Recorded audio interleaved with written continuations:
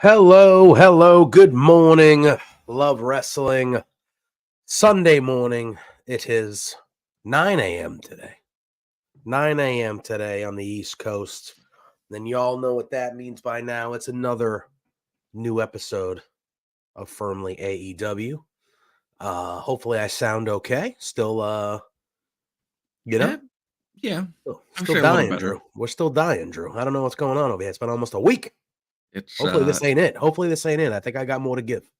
So hopefully this ain't it. But it's been a tough one. Yeah.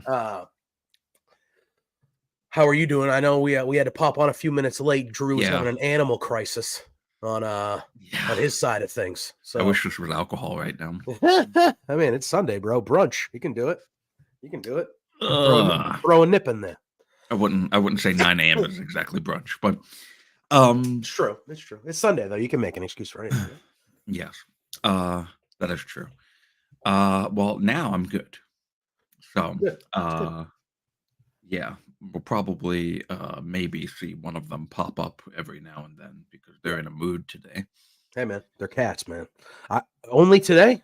My cat's in a mood at least every day for a little bit. Yeah, they're in a mood every day. Yeah. But it's amazing when you think about it, like when you live with cats, because they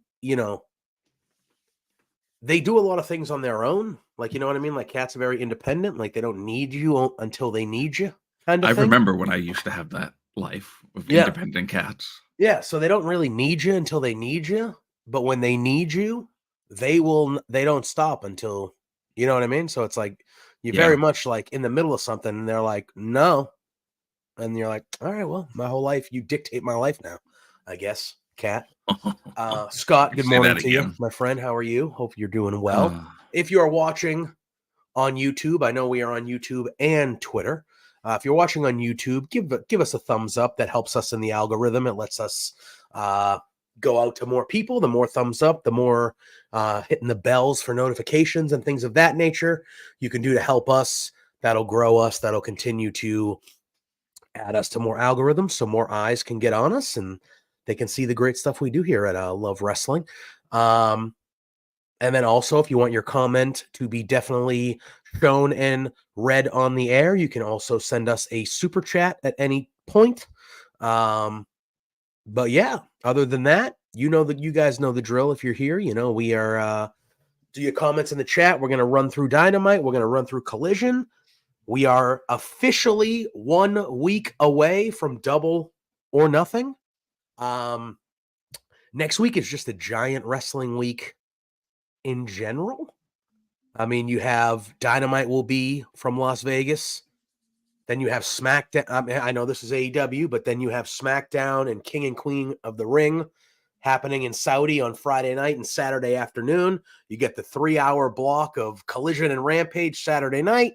And then Sunday night, we get Double or Nothing. So next weekend is a very, very big wrestling weekend in the whole landscape. Next weekend is also a busy weekend.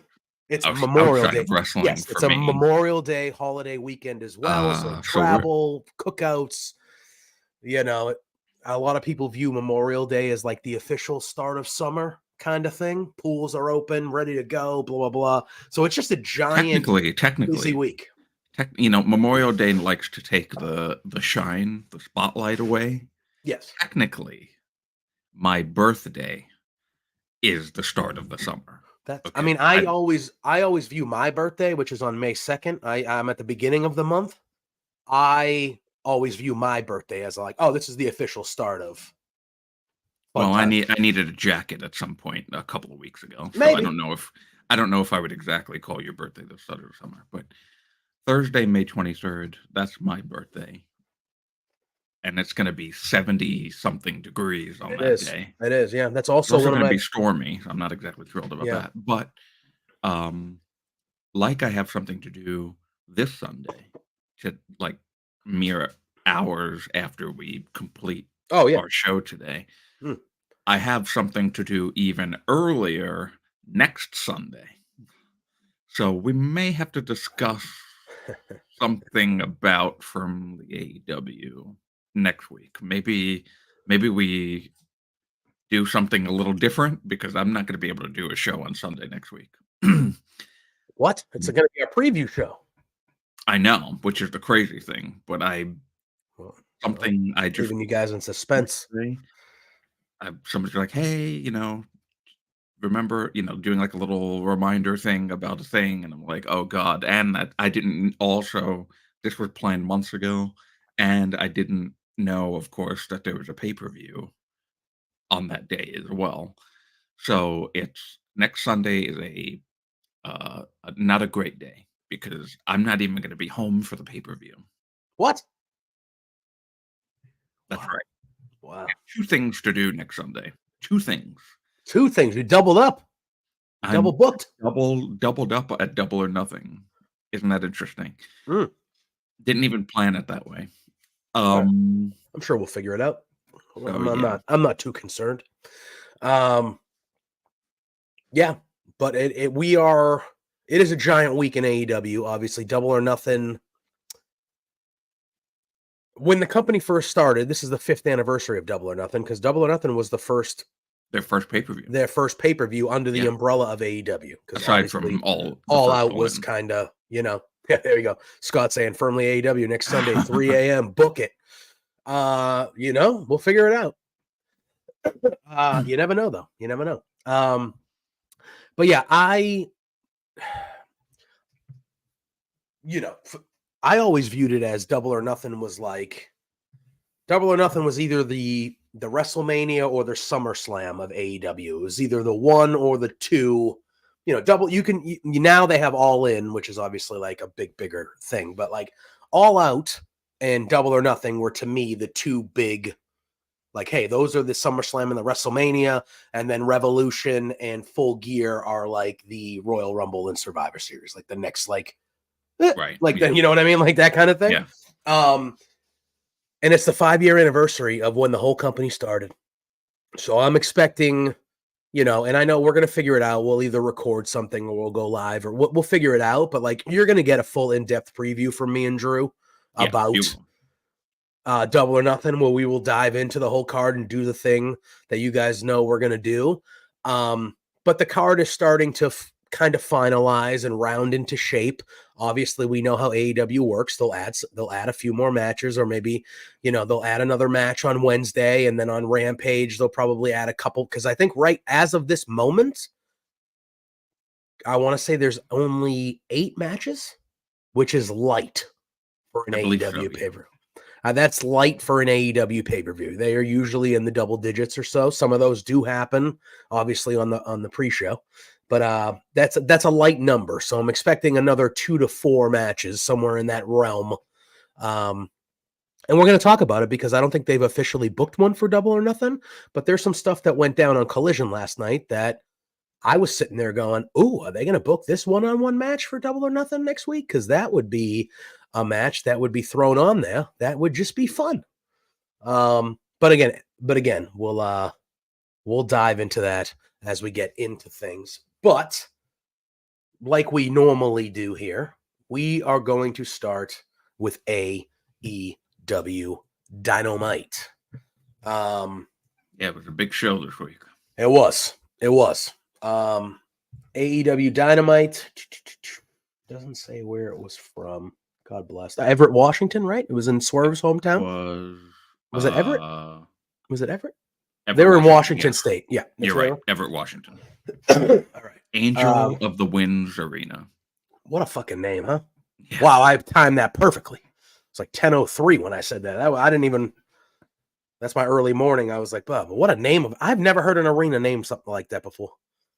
What is it? Angel of the Winds. Is that I'm used to arenas just being named after. But I don't know. I'm used to I'm used to arenas being named after Progressive Arena, TD Garden. Like I'm used to just companies call. You know what I mean? Isn't there like a Smoothie King? Smoothie King Arena in Florida, yeah, where the Florida Panthers, those bastards play. That. Those I'm used to that type of stuff. But you hear Angels of the Wing. What is it? Angels of the Winds Arena. Angel singular. Angel of the Winds plural. You'd think it would be the other way around, but what a name. I don't know. Anyway. All right. I apologize to the Angel of the Winds Arena if they end up watching this. Yeah, no, I'm sorry. You could be a business out there. I have no idea. But the show started off. Jeff Cobb and Kyle Fletcher already in the ring. They didn't even give Jeff Cobb an entrance. He's already in the ring. And we have Bryan Danielson and Jon Moxley coming through, the Jon Moxley entrance or so. And these four here had a great tag team opening match. Good to see Jeff Cobb. Dude is a massive individual, just a strong, thick, massive individual, can throw people around. His reverse, opposite direction power slam. I've loved that move. It looks so weird, but it's so, The Yum Center. That one was crazy. I forgot about that. That's an actual spot. The Yum Center. The Yum Center. All right. Hey, man. Whatever.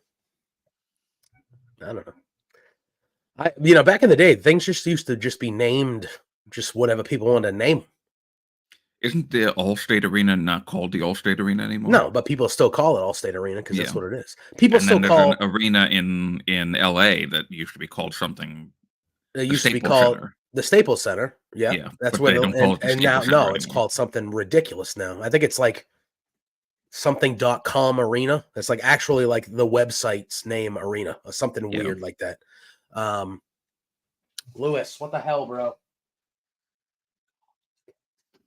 Speaking of attitudes, it's because it's cloudy and rainy here. Whenever it's cloudy and rainy, Lou is more needy. I don't know what that's about. But hey, man, bro, always. You've been up for an hour, and now the show starts, and you're like, I need you.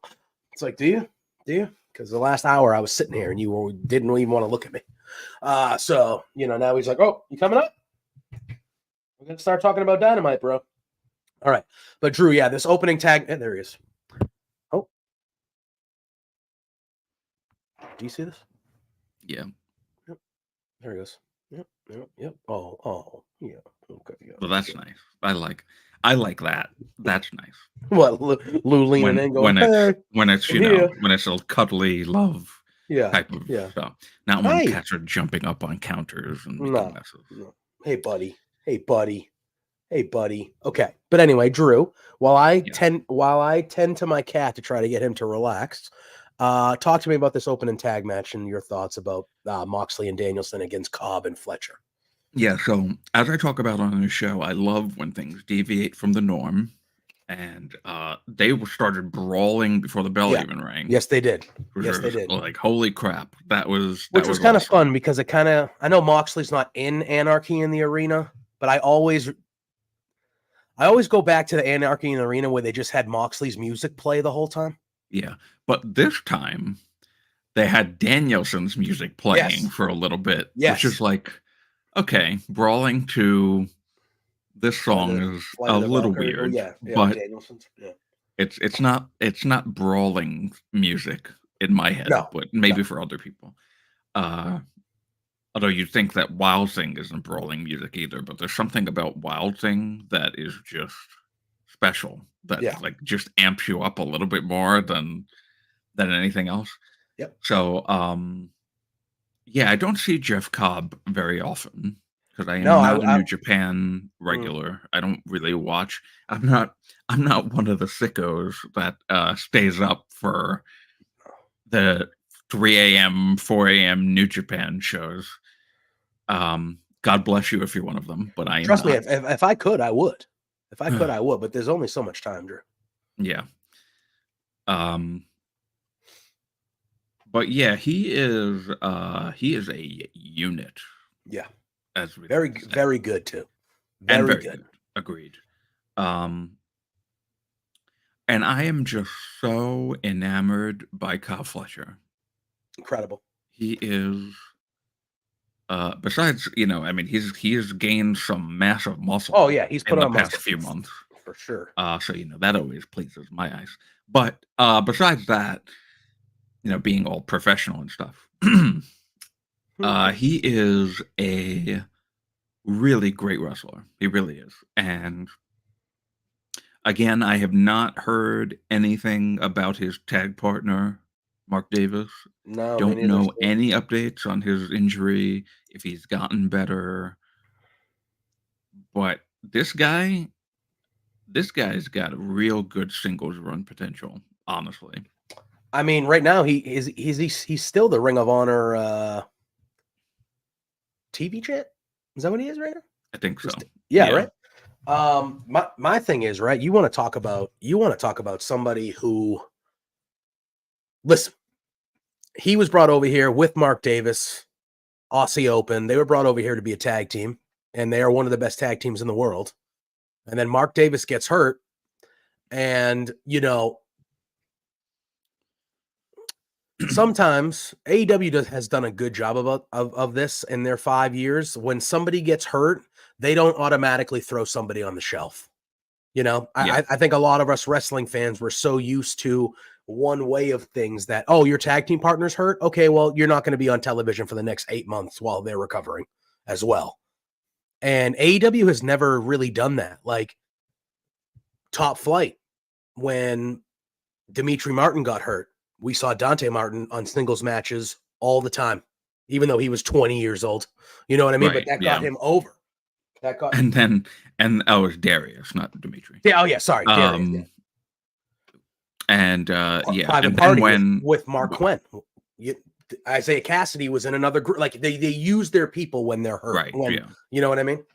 They've also been using Isaiah in singles again lately. They have. So I don't know if hopefully Mark Quinn is not hurt again, because I know he had literally just come back recently. Yeah. So, but I've noticed that Isaiah has been kind of by himself here again. So hopefully everything's all right there. But I like that a tag team, well, both members of the tag team at least, don't just completely disappear if one gets injured. And Kyle Fletcher, you want to, like I said, maximizing your minutes. Like, they were like, hey man, we're going to use you in this. And he has stepped up and he has lived up, because he's having, you said he does have a singles run ahead of him. Like, I think he's already kind of proving his worth in a singles run. Yeah. Like already. And he's like, what, 24, 25? He's young. So he's another guy that they have that could be, you're talking a couple years down the line. This guy's top of the company or near the top. He's very young, I think. I think he's 24. Yeah. So you're talking. Christmas Eve. Interesting. Incredible. The stuff he can do. And again, this is a guy that everybody's like, oh, great tag team wrestler. And he's just like, I forget that, like, a lot of the people that I watch on television and genuinely enjoy are, I'll say, significantly younger than me. Welcome. I mean, once you get to a certain age, Drew, they all doesn't matter. LeBron James is my age. Really? Yeah, I think he's like a couple months older than me technically, but like he's my age. So like when I was graduating high school, this dude was on ESPN playing high school games of basketball. And I was like, he's my age. That's cool. Glad I'm going to the community college down the street in 2 months. This guy's fucking cover of Sports Illustrated. Great. All right. Well, what have I done? Nothing. But you know what I mean? But then, then you see like, you see like 19, 20-year-olds getting drafted and making $1 million the second their name's said. And you're just like, man, wow. Yeah. What's that like? I am hitting a third of, if we go by 33, 66, 99 style of thirds, I'm hitting my third on Thursday. And wow. It's really like made me ponder a lot of things in life. So to know that Kyle Fletcher is almost 10 years younger than me, pretty crazy. It is. So Danielson and Moxley win this match. And then right after the match, as Moxley is celebrating on the corner, Konosuke Takeshita comes out. I'm going to find out how old he is right now, too. He's like 27 or 28. Lou? No, Bob. Or 28. Yeah, you're right. 28. So May 29th is his birthday. Not too far away from mine. I mean, hell yeah. May, dude. So him and Takeshita. I gotta make sure Lou doesn't do anything crazy. Him and Takeshita. German suplexes Moxley from the second rope. He's standing. Moxley's on the second rope. He German suplexes him, beats him up a little bit. Then he gets out of the ring. And then after the beatdown, Takeshita mentions that he wants the IWGP World Championship. Yes.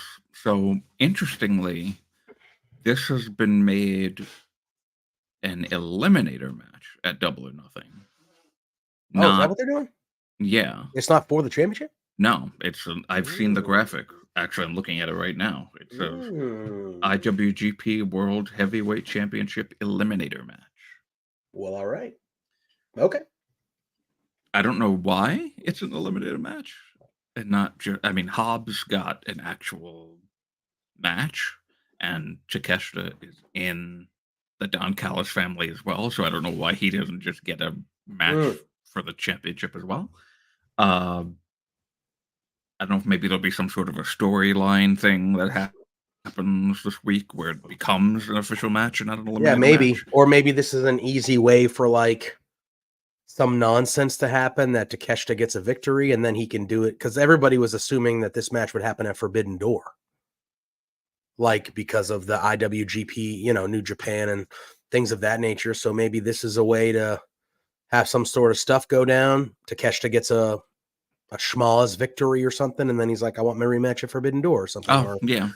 Something like that. Or I want the title match at Forbidden Door or whatever. I'm not really sure. I saw the graphic too. I just wasn't paying that close attention because I just assumed it was for the championship. So I was just like, I didn't even see the eliminator part. So that is all right, I guess. Yeah, that's fine. Cool. After that, we have Adam Copeland, brother. I say it every week. Loving me some Adam Copeland. We got Adam Copeland running down to the ring. His entrance comes out, and he is attacked by the House of Black. All three gentlemen. Kyle O'Reilly at one point tries to come down and help and make the save, but he is unsuccessful, and he takes a black. What do they call it? They still call it the Black Mass? What do they call it? Is it still called the Black Mass? Blackout? I don't know, something like that. I think it's called Blackout. That's okay. About right.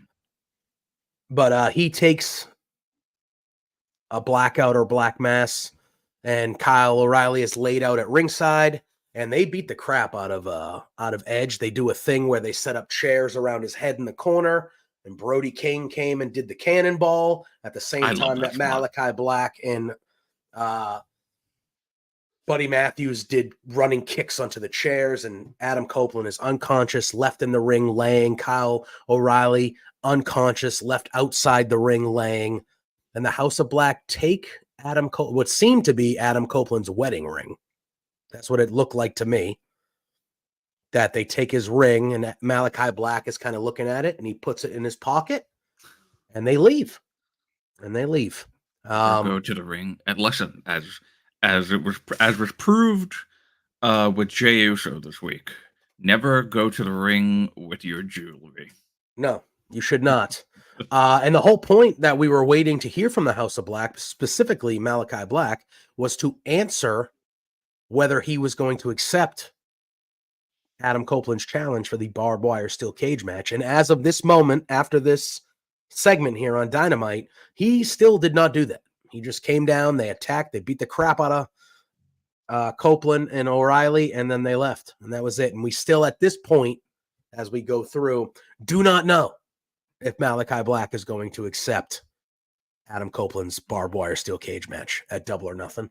But this was a good little beatdown. I thought it was good. I thought it showed House of Black are still, one of the dominant factions in AEW. They absolutely beat the crap out of Adam Copeland here. But I thought it was good stuff. Drew. I agree. We then have the Elite. The Elite are cutting a promo, and they announced that Eddie Kingston has been hurt, and he has to be removed. Yeah, that sucks. That really sucks. It was a broken leg, I believe that it was a broken leg. I assume it was on the suplex spot that happened on the railing there. Looked pretty gnarly. If you've seen the video of the attack after. But I don't remember which person in the Elite gave him the suplex, but they basically suplexed Eddie Kingston, and both his legs on the suplex just hit the guardrail and swung right, like it was like a boom, like that, like a kind of like bounce off. It looked gnarly. And he was yelling immediately. So, it's wrestling, so you couldn't tell if it was a shoot or not. But it looked gnarly. And now we find out that he's got a broken leg. Yeah, he's got a broken leg. So he is out of Anarchy in the Arena. And then the Elite are having a good time, making fun of him, saying that, now Team AEW 4-on-3. So we'll see if they can find anybody that's going to want to team with these guys. And then Okada looks in the camera because he is fighting Dax in the main event of this show. And he looks in the camera and he says, I forget the first line that he says, but he goes, hey, Dax, and he says something like, later on, I'm going to kill you or whatever. And then he just goes, bitch. Blows him a kiss. I fucking loved it. I loved it, Drew. What was the line? I forget the line that I don't remember the line either. But he said something along the lines of like, Dax, I'm going to destroy you tonight, bitch. But just the way he did it was just Yeah. It's like a lot of people, the talking heads, those morons that we've mentioned on the show before, are like, oh, how do you take this group seriously and all that stuff? Because they're not like physically menacing according to the antiquated standards of what a wrestler is supposed to be. Like all these people are Vince McMahon still. Mm-hmm. And listen, I don't want to be in a fight with any of those people in real life. No. I don't care how tall they are. I don't care what size they are. They know how to fight. Mm-hmm. They are in a gym doing, weight training and cardio and the standards that they need to meet in order to be able to perform the way that they perform. Mm-hmm. I ain't doing that shit. Nope.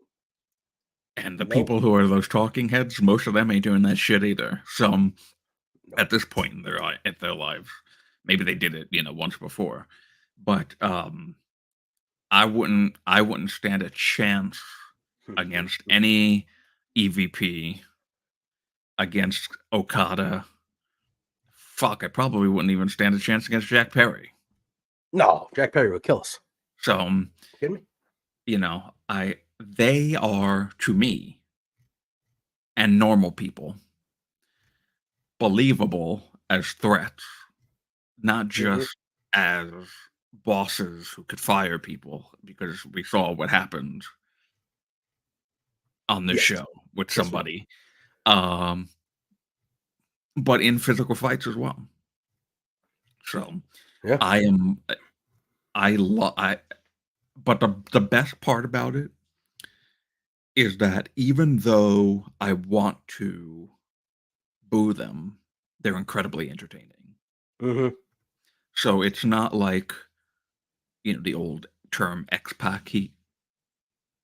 It's No, not yeah, X-Pac heat. X-Pac heat, yeah.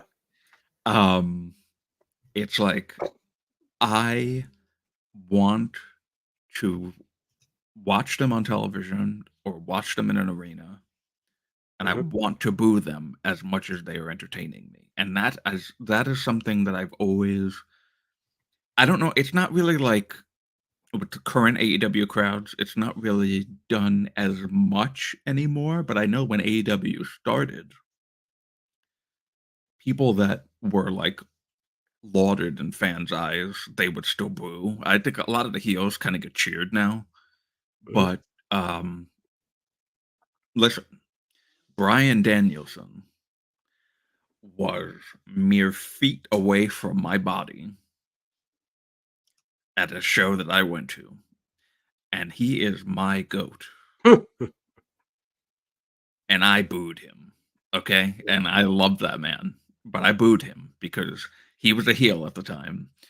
And listen, it doesn't like I don't know, like I don't know what you do when you see somebody that you love if they're a heel, but when I see somebody that I love when they're a heel, their reaction that they're expecting is for you to boo them, even if you love them. Mm-hmm. So just boo them because they're heels. And it's okay to boo someone that you love because that, as the wrestler, as a heel, it is their job to get you to boo them, not to cheer them. Sure. When they turn babyface, then you can cheer them. And it'll mean just as much as when you're booing them, because when you're booing them, you're cheering them. It's true. That is a true story. That's that's how it is in my head, at least. Yeah. I'll tell you what, Drew. I'll tell you what. I don't disagree. Usually I cheer for the guys. I cheer for the bad guys. But that's just me, and that's just who I am as a human. That's fine. You can I mean it's I'm not saying that it's wrong and you're wrong for cheering heels. I'm not saying that at all. It makes it sound better when you're booing heels, especially on TV. But I understand, people are it's I understand. It's not a demanding thing. It's just I prefer to hear heels be booed. That's fair. That's fair. And like you said, that's what the job is. You know what I mean? So after that Elite promo, we then have a AEW World Tag Team Eliminator match, and it is the Young Bucks going up against Christopher Daniels and Matt Sydal. This was a good match, but I mean, you knew who was winning before the match even occurred. Yeah. And the Young Bucks do get the victory. But it's really what happened after this match that the Elite are a bunch of dicks. Anyway, but that's the shtick, man. That's the shtick. So the Young Bucks, specifically Matthew Jackson here, but the Young Bucks grab a mic. They thank Christopher Daniels for his hard work over the first 5 years of AEW and everything that he's done for the company. But they fire Christopher Daniels. So they do that. Christopher Daniels is in the ring looking very distraught. So the Young Bucks kind of cut into a little bit of a mini promo. They fire Christopher Daniels. And then Jack Perry, who was at ringside doing commentary for this tag team match, by the way. This whole thing ends with Jack Perry standing up and clapping for the Young Bucks, saying, "Incredible! Yes, that is true. Yes, they did give him a nice severance package and 30 days of pay. So at least they gave him a nice a severance on the way out. But then Youngle Boy Jack Perry, he ended up pouring an energy drink all over it. What a piece of shit. Dick. What a fucking dick. Unbelievable. I was sitting there and he did that and I was just like, oh, come on, man. And so Shivani doesn't even move, just unfazed, doesn't even move. And then the camera view zooms in on him and he just looks and he just goes, son of a bitch. And that was it. And that was the whole Tony Schiavone is such a gem. He really is. Man. And I wasn't a WCW kid. Yeah. But I love him so much. Oh, yeah. He is just, he understands how to do everything perfectly. Agreed. All around excellent at everything he does. Yep. I agree. This was good. It was fine. The tag match, like I said, the tag match was what you would expect it to be, but really what happened after just kind of solidifying again, just the tyranny that is happening with the Elite and how they're just kind of running the business with Tony not there and things of that nature, just kind of kept that going, which I liked a lot. And then we have this Tony Storm promo in the back with Renee. It was a quick one, but it was very over the top. She's talking about how she needs her ovaries to be heard. That's what she said there. She said, she goes, I need my ovaries to be heard. She takes Mariah May and puts her right there. And she's like, she needs to be near my bosom. And then she says that, what was the other line? Damn it. I didn't write down the notes. But there was another line in there where I believe she said she was going to take Serena Deeb's womb to the woodshed. I believe that's what she said. Take your womb to the woodshed. I didn't. I did. I don't have like the exact wording. Oh, it's like a minute and a half long, but it's like so like Tony Storm's over the top, but it was like she has like 3 or 4 quick little one-liners in the first like 40 seconds where it's just like okay, like it's just yeah, but that's what that is. And Tony Storm is fighting Harley Cameron later on in the show, which we'll talk about. Yeah. And at the beginning of this, which kind of puts Tony Storm in the mood that she's in, is we find out that Mariah May, Luther, not allowed at ringside, banned at ringside, and Saraya as well. So it would just be a one-on-one, no outside interference type stuff, which put Tony Storm in the mood that she kind of went off a little bit. But another great Tony Storm promo. We then get a vignette of Malachi Black, and he accepts Adam Copeland's challenge for Double or Nothing. So next week at Double or Nothing, it is official. We will have for the TNT Championship, Malachi Black versus Adam Copeland in a barbed wire steel cage match. So that should be a good one. Yeah. And then we had Hook. He defeated LPW alum, LPW wrestler, Sebastian Wolf. Very, very quick match. Puts in the red rum about a minute in, if that. Gets an easy victory. But it's really about what happened after this, Drew. Hook calls out Jericho. We then have Jericho, who is accompanied by Big Bill. And Hook challenges him to a match right then and there. He wants a rematch for the FTW title, and he wants it right now. Jericho says no. He says, "How about you go in a qualifying match on Collision, and then if you win that, we can talk. And if you win that, you'll earn a future shot." And then Hook goes, "Okay." And Hook, I love Hook, but Hook gave Jericho maybe one of the weakest microphone hits I have ever seen. It did not look good at all. It was almost comical how it looked. But Jericho was selling the shit out of it. And on Collision, he was even selling the shit out of it. And was bleeding from it. Yeah, he was bleeding from it, but it did not look, it was like, yeet. It was just like a little like, okay, boop. And I was like, all right, whatever. But so he hits Jericho with the mic, starts attacking Jericho, but obviously him and Big Bill get the numbers. And Shibata ends up running down to make the save and run off Big Bill and Jericho. Yeah, so that's happening. I expect either this to be a tag match or we have the rematch at Double or Nothing. I expect that to be announced this week. Either it's Shibata and Hook versus Jericho and Big Bill, or they're having the trios match on Dynamite. They're doing that on Dynamite, correct? Yeah. So then I am assuming it's going to be Hook and Jericho again, right? You would think at Double or Nothing they'll do the rematch. Yeah. Okay. Now we had another eliminator match.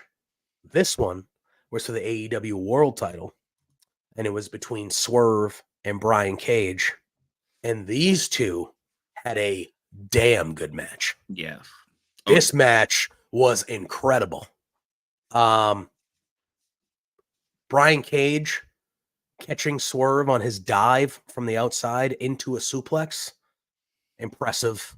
Brian Cage did the deadlift superplex from the second rope when Swerve's on the apron on the outside. Impressive. Brian Cage is just so impressive, and they made him look like $1 million in this match. Even though he ends up losing, they made him look like $1 million in this match. A great win for Swerve, heading towards Double or Nothing. Still no Prince Nana. Still no. It's been like 3 weeks now. 3 weeks. To wonder something. Yeah, that he shows up on Sunday and maybe he's not on the side we all think he's going to be on. Maybe, which would be sad, but it would be. It's been almost a month now. Yep. But I mean, that would make me think that Swerve is not going to lose. No, can't lose. No. I don't think so. First title defense. No. I would think not. But after this match, Christian Cage and Mother Wayne appear at the top of the ramp to get Swerve's attention, and Nick Wayne comes from behind Swerve and gives him a low blow. And then he grabs a frame. I love this, Drew. The callback, Drew. Nick Wayne then grabs a framed picture of Swerve's family, much like Swerve did when he attacked Nick Wayne last year. He had a framed picture of his father, Buddy Wayne. Nick Wayne grabs a picture of Swerve's family, and he's yelling at Swerve, and he cracks Swerve over the head. Oh, God. Swerve was dripping. It was like blood. It was like an a open steady faucet. stream. They had that one camera view, and it was just like, and I was like, oh my goodness. So as he does that, Christian Cage and Mother Wayne start walking down to the ring, and Swerve is busted open, and Christian Cage is on the outside, and Swerve is kind of like on the bottom rope looking to the outside, and Christian Cage has the picture, and she was like, and he goes, do you think your daughter appreciates having what the hell is the term? Having an absentee father, And he's like talking to the picture like he's talking to his daughter, and he just takes the picture and he rubs it on Swerve's bloody head.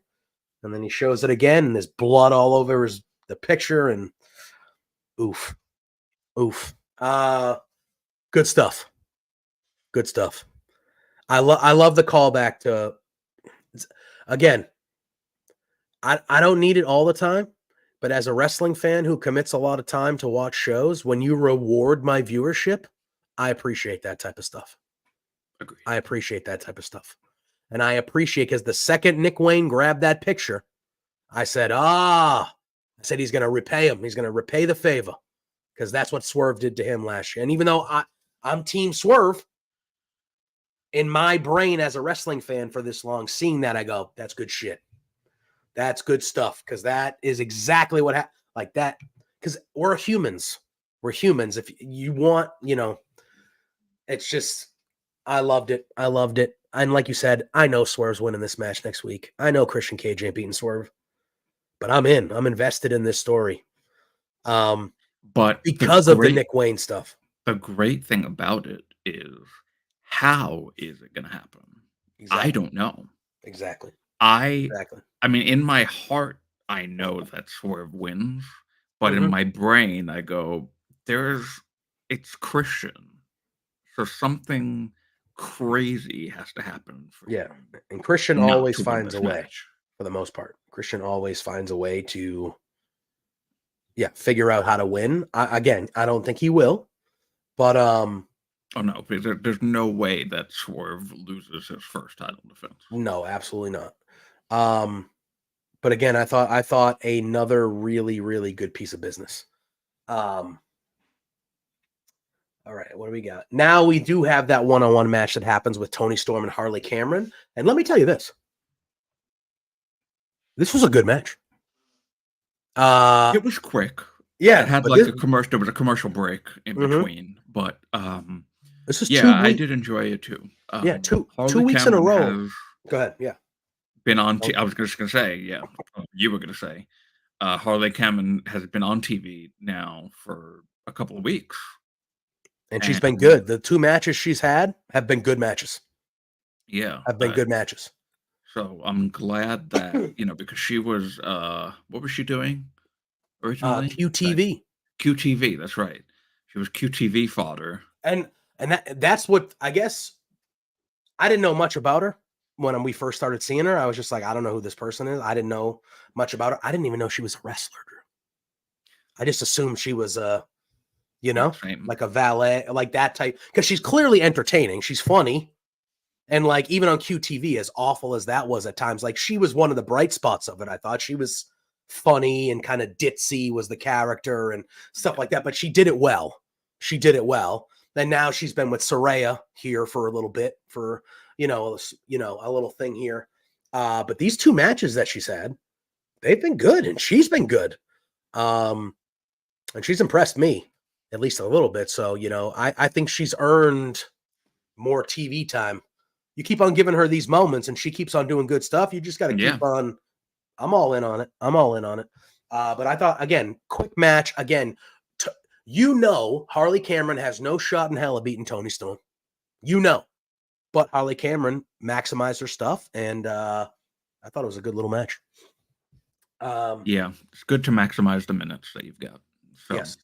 And then we had a couple segments. Yeah. We had a couple segments in the back, Drew, here.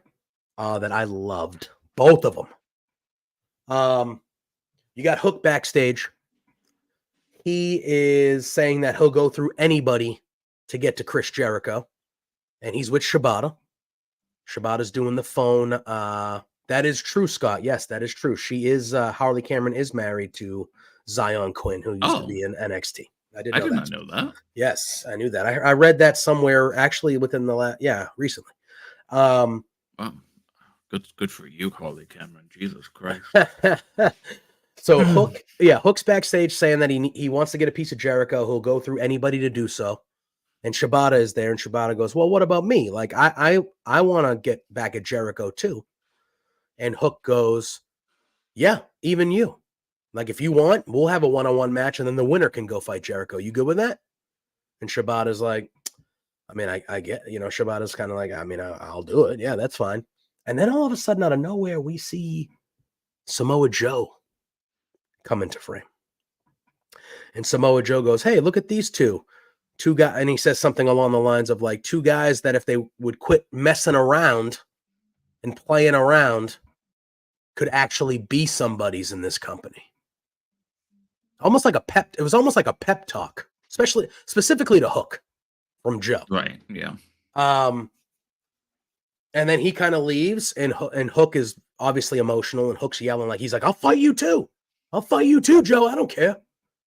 And that's how it ended.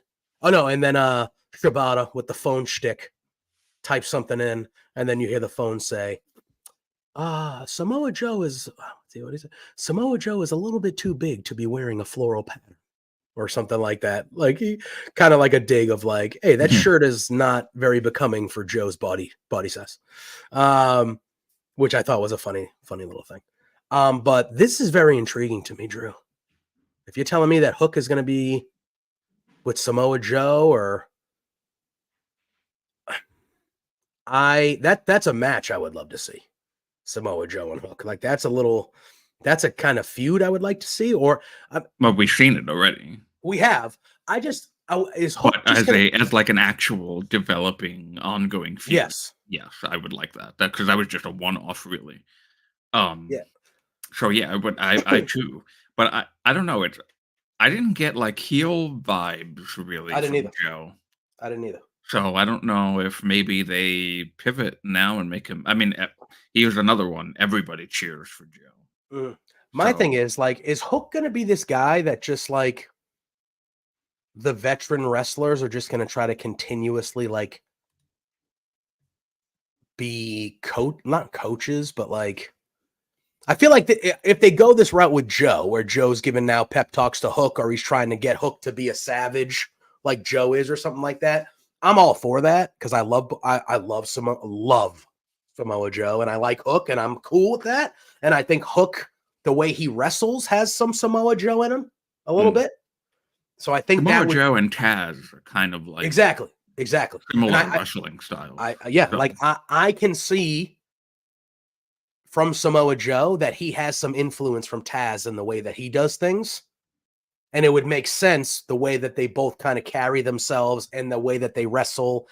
They both have a chokehold as their finisher. They're both suplex oriented. Like the way they wrestle, it would make perfect sense for Samoa Joe to be a mentor or a whatever for Hook. But I feel like if they do that, it's like the fourth guy that AEW has thrown at Hook in this role. They just got off the Jericho one. I feel like there was one before that with somebody trying to like guide Hook along the way. Like I feel like they've done this with Hook numerous times. So I'm just kind of like, all right, are we just going to keep doing this with Hook? Where like veteran wrestlers are going to be like, hey kid, follow me.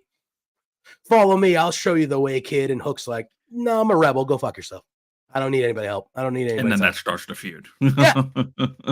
You know what I Well, mean? no. What has to happen first is Samoa Joe and Hook need to be a tag team. Correct. That only lasts for less than a month. Mm-hmm. And then Hook gets turned on by the tag team partner, and then they start their feud. That's like the succession of How Hook things feuds. go. Yeah. Yeah. Listen, if that's the case, I mean, I don't hate it necessarily. It's a good formula. To have it be done every single time, though, is like, I mean, because I feel like out of everyone on the roster, Hook has tagged with the most people. Mm-hmm. Like he's had Jungle Hook with Jungle Boy. He's had Hookhausen with Danhausen. He was in the Taz group and was tagging with them. He was with Chris Jericho for a small amount of time. He was Hook. with Jerry Hook. He was who else was he tagging with? I know I'm forgetting somebody, but I know he's tagged with somebody else. But yeah, he's tagged with so many guys, Mm-hmm. and um, oh, he tagged with Orange Cassidy. Yes. Yep, that's right. Mm-hmm. Scott just put it in the chat right now. Mm-hmm. Yeah, so he's tagged with so many people. A lot of people. And he's like had singles stuff, Mm-hmm. but it feels like he's more utilized in the tag to / breaking up with tag partner thing. So I would like to just see like a straight up singles thing. I mean, I don't personally feel like he needs the FTW title. Aside from the fact that the FTW title is not even an officially recognized championship in AEW, but people fight for it. It's true. There was a whole tournament this week for a title that isn't actually really a title in the company. So why were any of these people even fighting in this tournament to begin with? I don't know. I think that's kind of funny actually, but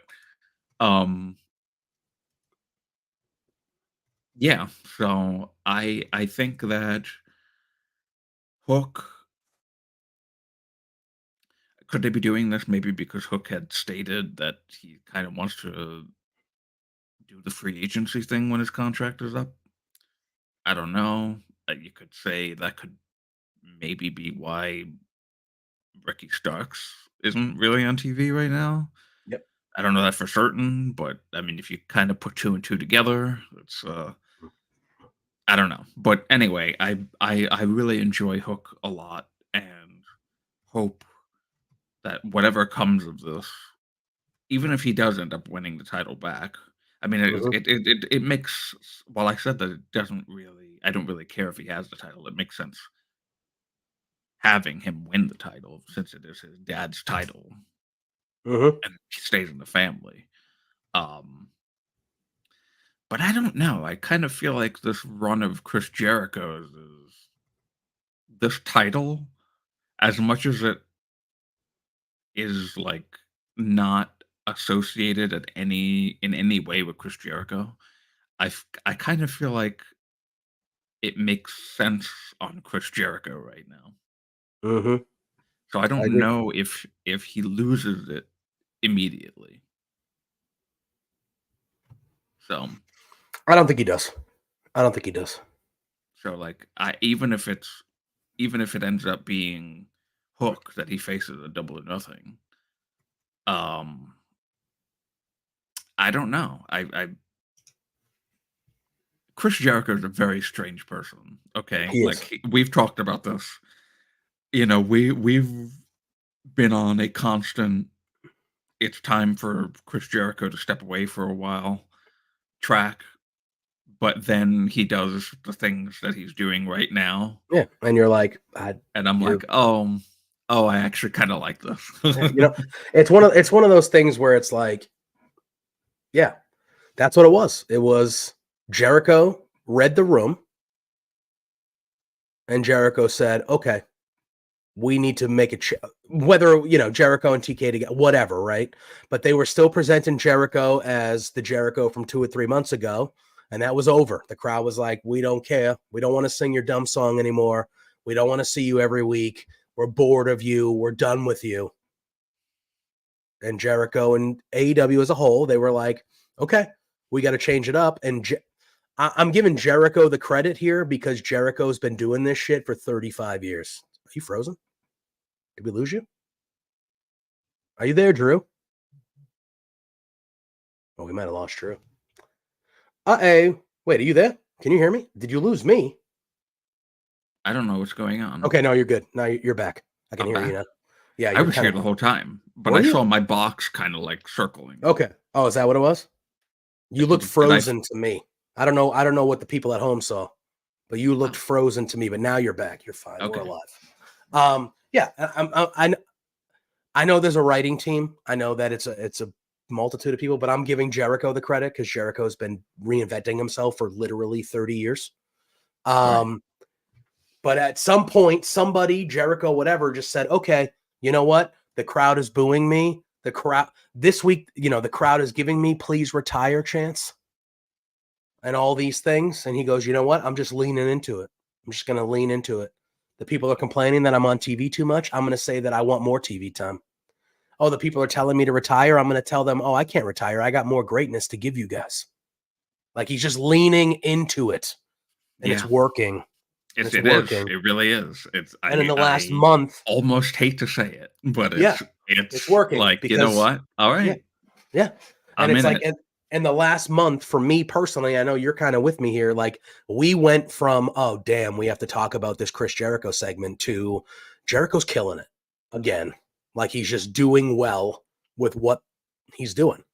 And it's just, calling Big Bill Redwood. Oh, I think that's a better name to me than Big Bill, honestly. Yeah, Redwood.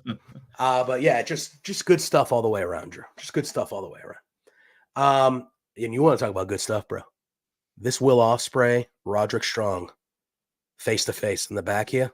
Oh my God, this was so good with these two guys. They have a face to face with Renee is there. She says they both agreed to no physical contact, so there will not be any fighting or anything like that. Will Ospreay, he says, you look awfully comfortable standing that close to me with that title. And he goes, and that kind of bothers me. He goes, because it's for two reasons. He goes, there's two possible reasons that you are so comfortable holding that title around me. And it's either that, if I touch you or I try to fight you, you got your three, I think he calls them bellends, which is an English term for like goons or something like that. Like it's like a English, he goes, you got these three guys that'll take care of me. He goes, or you don't respect me. He goes, you don't think I'm an actual threat. Will Ospreay brings up, he goes, yeah, I remember back in the day where you were talking down to me, to the guys in the back of Ring of Honor. So he brings up some past stuff. I don't know if that's true or not. I assume it is. Like a young Will Ospreay. He starts going in on Roderick Strong, kind of like talking crap about him to other wrestlers back in the day and stuff like that. They get really, really personal. And then Roderick Strong retorts, and he basically says, yeah, you are. He goes, you're an idiot. You're a young punk. You don't know what you're doing. You're a fraud. The Tiger Driver 91 you got rid of. Like, you're a fraud. You're all this, you're all that. And these two like just basically just went back and forth with each other for 2.5 minutes. And I even tweeted about it again, Drew, and I know I've said it a ton, but like, I did not expect Will Ospreay to be this good a promo. No, me neither. Me neither. He was one of the best wrestlers in the world. I've seen the matches, but like getting to watch him every week is like it's a real treat. It's a real treat. And yeah, man, I don't know. I always knew he was one of the top wrestlers in the world, but I did not have an idea of how good a promo and how good a babyface promo Will Ospreay is. And this was just another example of him just crushing it. He crushed this. Roderick Strong crushed it. I am all in on this feud that they got going on here. Like some more stuff happened on Collision, which we'll talk about in a little bit. But this has been a really good build for me with these two guys heading to Double or Nothing next week. I'm very invested in this match. This is one of the matches I'm looking forward to the most, with Roderick and Will here. And I thought this face-to-face was excellent. Yeah, and I mean, we weren't even thinking that it was going to be Will Ospreay in this match. No. And it quickly became an investment for sure. Like I'm really excited to see this and see like if there's any type of progression in the Undisputed Kingdom story from this as well, because that's been kind of stagnant lately. Yeah, I mean, we saw Adam Cole like walking down the aisle at the last pay-per-view. And then he hasn't been and we haven't seen him since. So hopefully, will we see him this Sunday? Will we see somebody else maybe? There's a lot of things that can happen. But I agree. I would like to see I would like to see more progression in the storyline as a whole. Because it's May. We're talking 5 months. 5 months ago, that whole United Kingdom, Undisputed Kingdom happening. That was the biggest story in the company. That whole thing. So yeah.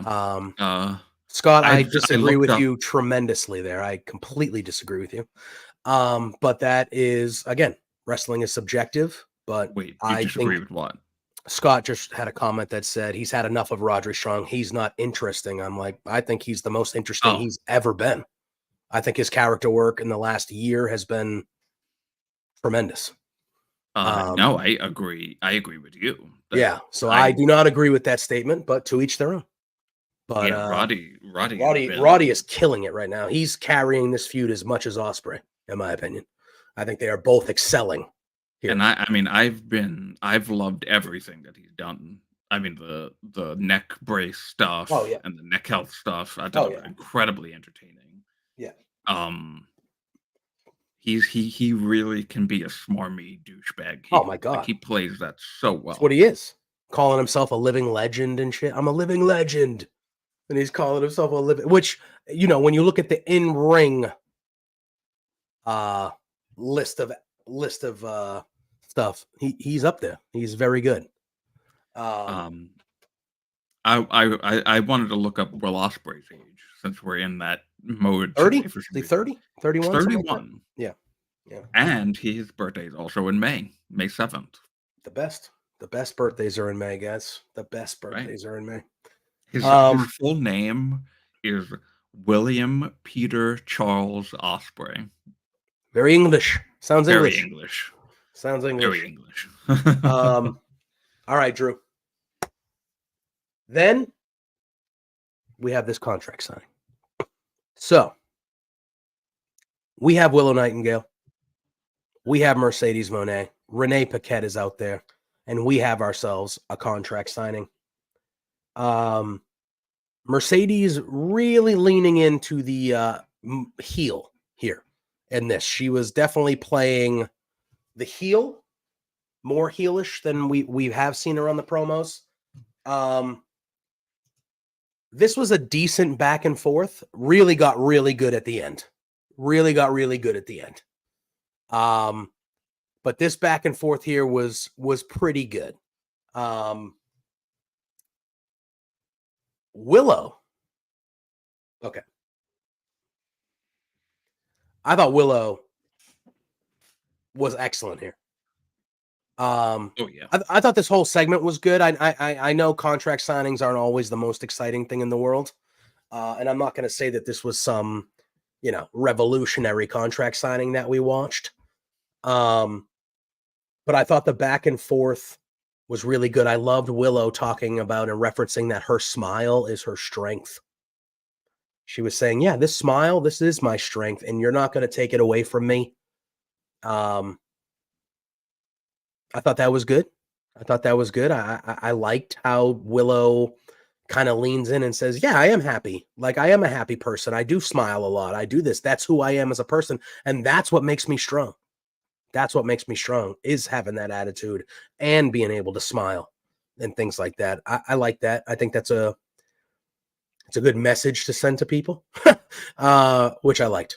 And then Mercedes says that she has respect for Willow, and Willow's a great champion.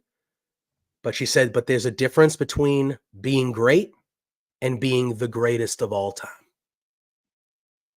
And that was really where Mercedes stood in this kind of back and forth. Is she said, hey, Willow, like, I get it. Like, I respect you. I know you're good at this. She goes, but I'm on a different level than you. Like, I'm one of the best. Like, yeah, you're doing great things over here, but like, I started a revolution. Like, I changed women's wrestling.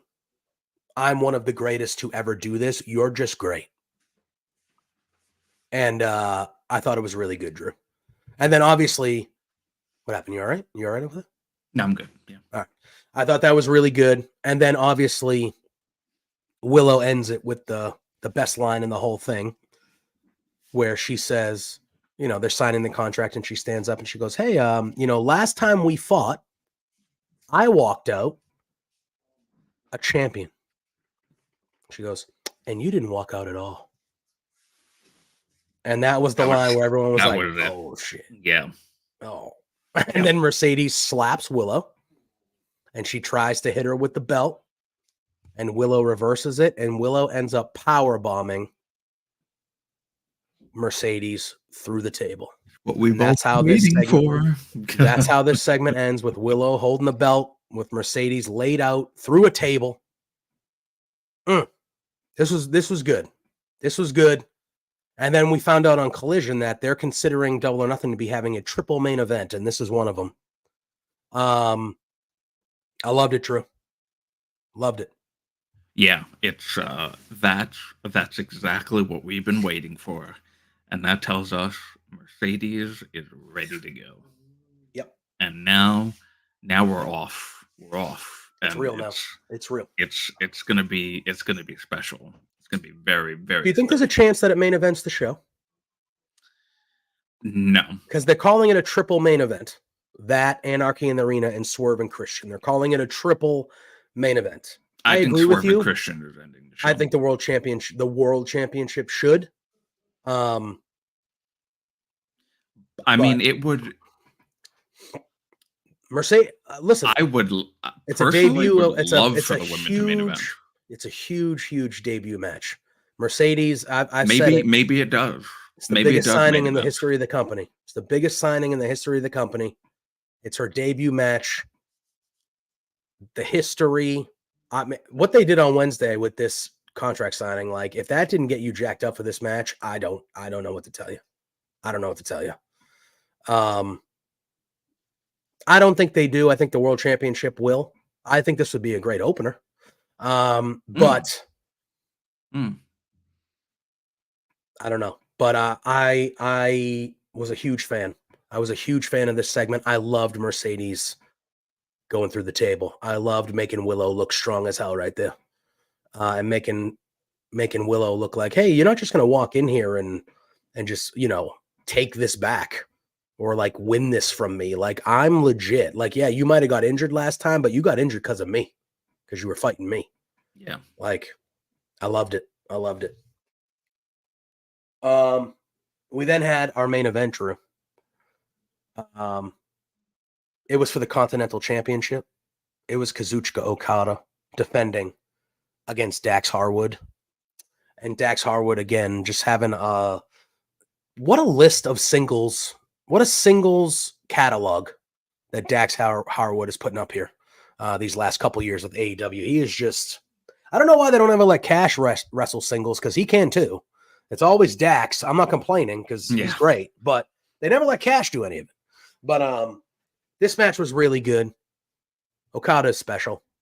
It was really good, but as you would expect, Okada does retain.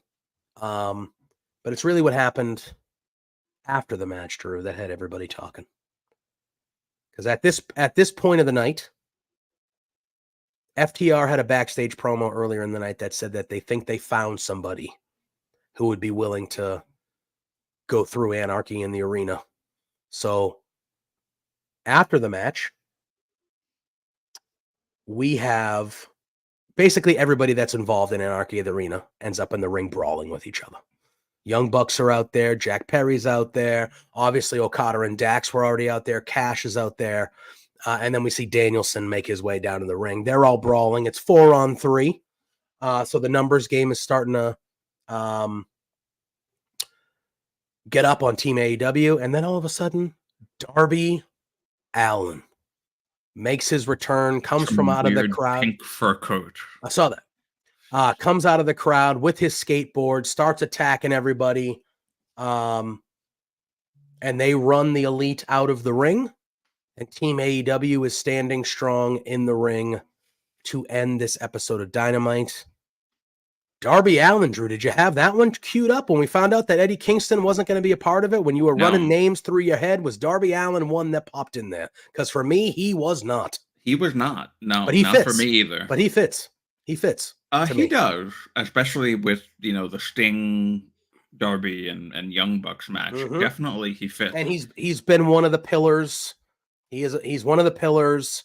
He's been there since day one. He is one of the faces. I would say if you wrote a list of faces of AEW, he's near the top of the list. Like he's up there. So it does make sense to me. Didn't he just get hit by a fucking bus? Yeah, like less than a month ago. And he broke his foot a couple months ago. Like he's not just coming back to have a singles match. Like this is going to be Anarchy in the Arena is chaotic. There's big spots. There's shit that like don't get me wrong. Like hope he's all right. I hope he can go. I hope he can go. I hope he's like ready to go. We know he doesn't. We know he doesn't care, right? But like, bro, yeah. Here's the thing with this. So here's something interesting because we're gonna get into this now. With Collision, yes. Darby was not on Collision, even though Collision was a day after, because this was taped this week. Mm-hmm. Taped it on Thursday. it wasn't Darby that came out to save the group. It was Daniel Garcia. Yes. Which, again, Daniel Garcia being added to that match also would make sense to me. Because of the connection with FTR, the Danielson and him. That all makes sense to me too. Now, are you saying that they did that just in case Darby might not be able to actually do things? I do feel that. So like kind of like a protection for them, like, hey, hopefully Darby's cleared in a week and he can go, but if not, we now have this. I just think, well, you know what the honest thing is, and I'm just tight spot. How you doing, my friend? Thanks for popping in. I'm just gonna be brutally honest here. Darby's a fucking idiot. We kind of know that already. And as much as I love him, I really do love him. He's a fucking idiot. He has no disregard. He doesn't care about his. He does not. He'll do whatever. His well-being. He's gonna get dumped downstairs, get dragged in a body bag, jump over a house in a car. He's gonna climb Mount Everest, which I wouldn't say that makes you an idiot, but he's a daredevil. Like, it just makes you legitimately crazy to want to do something like that. You genuinely get the feeling that, like, this is gonna sound weird, and I don't know him, but like you genuinely get the feeling that, like, if he did a spot and he died from it, he wouldn't care. You know what I'm saying? He cut a promo on Dynamite before he was supposed to go and climb. Yeah, and he's like, Everest. This might be the last time you ever see me, guys. So chill. And he was legit. That was legit. Oh yeah. So, I don't disagree with Scott's comment. He is a crash test dummy. I'm going to give him a little bit more credit than that, but he is. Yes, he does. He's Jeff Hardy, but even more extreme. Like, even like he's Jeff Hardy without the actual physical bodily harm that prevents him from doing more stuff like this, because somehow he recovers. He's like a cockroach. I mean, honestly. Maybe it's because I don't know how old he's young too. Maybe, I mean, he's not always going to recover that way. He's not always going to recover. Well, that way. Guess what? I'm fucking looking up his age too, because this is the day of looking up. I would guess he's probably around Ospreay's age, 30, 31, 32. 31. They're the same age. Yeah, that would be my guess. His birthday is not in May, however. So, but his birthday is January 7th. Ospreay's birthday was May 7th, so that was interesting. Same age, same day, different month. So, listen, I say fucking idiot, but I really love him. I'm not saying that negatively. Yeah, it's more like, bro, take a fucking break. I mean, take a break, please. Daniel Garcia, no issues with him being the guy in this match. He fits in, like you said, he fits in with FTR. He shared a look with Bryan Danielson in the ring. There's a history with him and Danielson. There just is. Danielson wanted him in Blackpool Combat Club. Mm-hmm. One of the names first mentioned. Promo, man. In the first promo, Danielson mentioned 3 names: Wheeler Yuta, Lee Moriarty, Daniel Garcia. Wheeler Yuta ended up in BCC. The other 2 did not, but he mentioned those 3 names. So there's that history with Danielson too. So, and wouldn't it be poetic and just beautiful, just chef's kiss, if Bryan's last run, we'll say towards the end of the year, has all 3 of those men involved? I would hopefully Wheeler's okay. I mean, Wheeler's been been out for a while. Yeah, it's been bad. It's been a while. But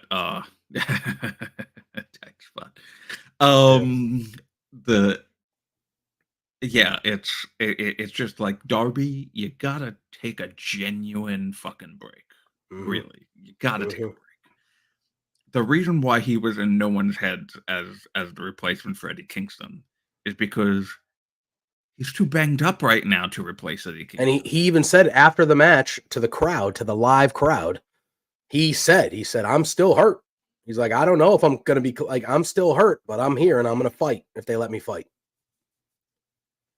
So just wild. It could have just been Daniel Garcia that came out on Dynamite. There was no need for I mean, and you could even consider when FTR was like, oh yeah, we've got a guy. You think, oh well, Daniel Garcia, because FT Garcia, as I called them, but nobody else did, was a group for a while, a trio, and it makes sense. Yeah. So I would much rather Daniel Garcia be in the spot, just so that something else doesn't happen to Darby. Yeah. Well, I think the reason they did Darby was for the reason that they probably want him to be cleared in Darby is just because of the name. Like, Darby is and I loved it. I prefer, like, I love Daniel Garcia, but Darby's at a different level than Daniel Garcia. You know what I mean? So I feel like, that's what their rationale was, where they're like, hey, you might not be fully cleared, but like, you're the biggest name we got. So, also, wait, we're in Washington, where you're from. Right. You're right down the street living here. So right. Yeah. Can you take a drive over and just do this thing for us? Now, yeah.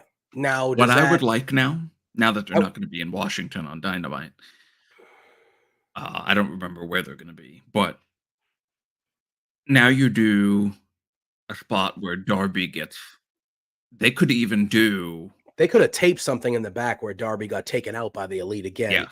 Maybe not even show it, but just have Darby in the back laid out, and the Elite are just like, tough luck, try again, bitches. You know what I mean? Like type of thing. That would be awesome if they did that. Like, oh, well, lost Eddie Kingston due to injury. Yep.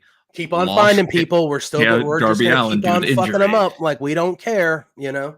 And then Daniel Garcia comes out. And then it's like, okay, well, yeah. But I kind of thought the same thing last night. I was like, all right. I'm like, that's weird that Daniel Garcia would come out and help them now.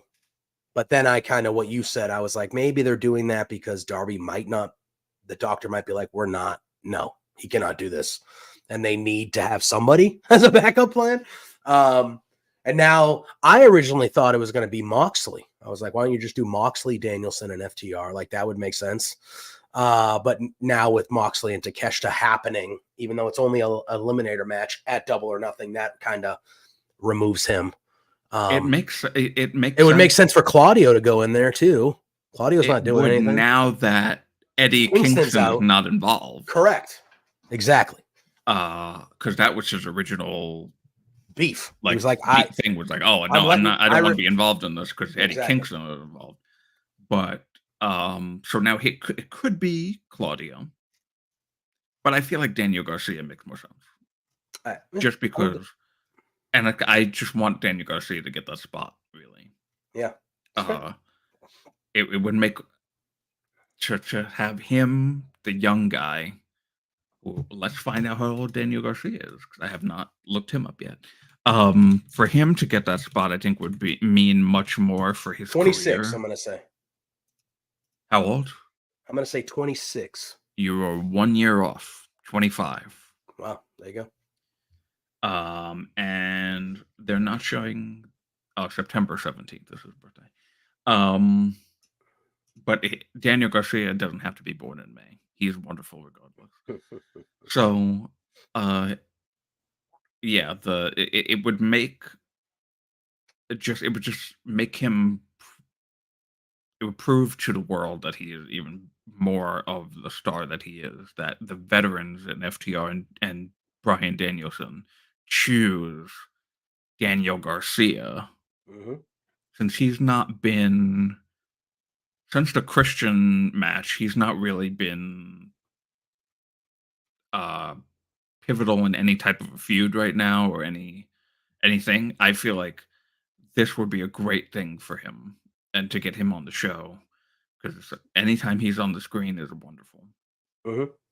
Yep, I agree. All right, so we're going to dive into Collision now. So Collision opened with Will Ospreay going one-on-one with Shane Taylor, who was accompanied to the ring by Anthony Ogogo. Right before the match starts, we hear the Undisputed Kingdom's music. Roderick Strong is on commentary with Matt Taven and Mike Bennett out there as well.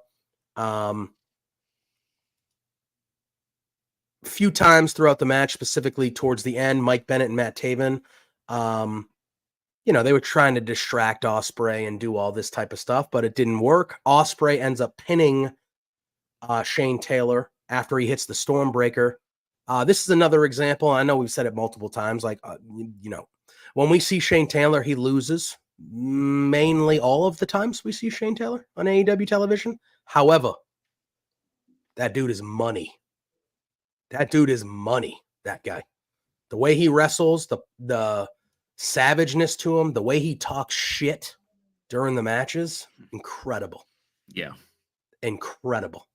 But we knew Ospreay was winning this. We ain't no fools. He wins it, a good match. And then after the match, Matt Taven and Mike Bennett, they try to attack him, but Ospreay evades them. And then we're just, Roderick Strong and Ospreay are yelling at each other. And that's how this opening segment goes. So another victory. Will Ospreay now 13-0 since joining AEW, undefeated, heading into Double or Nothing. What'd you think of this opening match with him and Shane Taylor and just kind of the continuation of Strong and Ospreay here? Yeah, really, really fun. And I really appreciate Shane Taylor a lot. I had just recently gotten into him being on TV, and I'm very even though a lot of people are like, oh, he's losing all the time. I'm very happy he's in the spot though, because he showed himself to be a really good contender for Will Ospreay. Mm-hmm. Like, it wasn't a squash match by any means. In fact, sometimes it looked like he was squashing Will Ospreay. Yeah. Yeah. So I really am a fan of his, and the whole Shane Taylor Promotions group. I'm a fan of all of them. Yes, they don't win, but they don't necessarily look bad in defeat. Agreed. And I think the situations they're being put into right now, like, they don't need to win. They don't need to win the situations. You know what I mean? Like I look at it like, it was Moriarty and Ospreay last week, right? Great match. Yeah. Moriarty's not going to win, but how does that segment end? That segment ended with Shane Taylor beating the piss out of Will Ospreay and leaving standing high. You know what I mean? Which leads to another big match on Collision. So to me, this is one of those things where, like, Shane Taylor is doing his job. He's putting people over. And at the end of the day, that will probably come back to help him, because somewhere down the line, he's going to get his time. And this is kind of the stuff that you do to show that you're a team player. Yeah, I'll go out there every week and lose, but I'll make this guy look good. I'll look good. And then when it's my time, people will remember and they'll go, oh my God, remember when Shane Taylor almost beat Bryan Danielson on Collision? Oh my God, you remember when Shane Taylor almost beat Will Ospreay on Collision? That makes sense that Shane Taylor's the new TNT champion. You know what I mean? Like, that type of stuff that's how you get to where you go. We then had a video package promoting the main event for the evening, which was a trios match, which we dove into kind of what happened at the end of it. But we got that, which was going to be Danielson and FTR versus The Righteous and Lance Archer. We then get Danielson's stablemates, Claudio Castagnoli and Jon Moxley, in the back cutting a promo. I wrote much more notes about the promos on Collisions than I did on Dynamite. I don't know why. But Moxley says that he respects Takeshita's new attitude and that he is a blue chipper, but stated that guys like Takeshita are why the BCC exists. Moxley says that the BCC doesn't care about titles or money. They only care about violence and the love of professional wrestling. And then Claudio takes over. He says that he hates being on camera and saying how good they are, because anyone who says that is fake because they don't live it. But the BCC can see through the facade. He also emphasized that no one would make a name out of the Blackpool Combat Club because they are the real deal. And then Moxley ends the promo by saying that Takeshita started the game and the BCC is going to finish it at AEW Double or Nothing. I thought this was a good little promo in the back between these two guys. Did you have any notes or anything? You said everything. It was perfect.